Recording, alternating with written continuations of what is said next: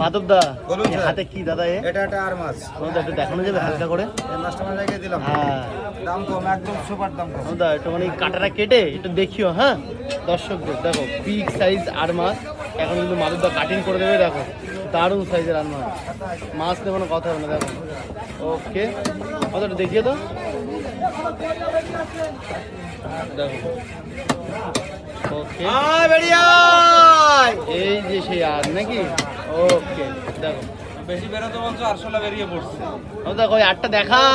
এই তো ভাই, এই যে কেটে করে দিলাম, মাছটা আমাদের পিস করবে এবার। এই যে কেটে এই যে। এই যে দারুণ আর নাকি? হেভি আর হেভি আর হেভি আর নিয়ে কোনো কথা হবে না। বিগ আর বিগ আর কোন ভাবে বিগ হলো?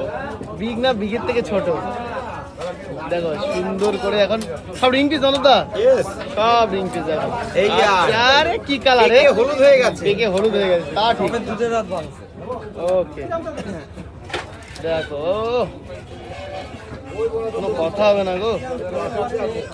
বলেন, ভালো ইলিশ হবে, ওটা আর হবে, দেশি ট্যাংরা হবে, আসেন।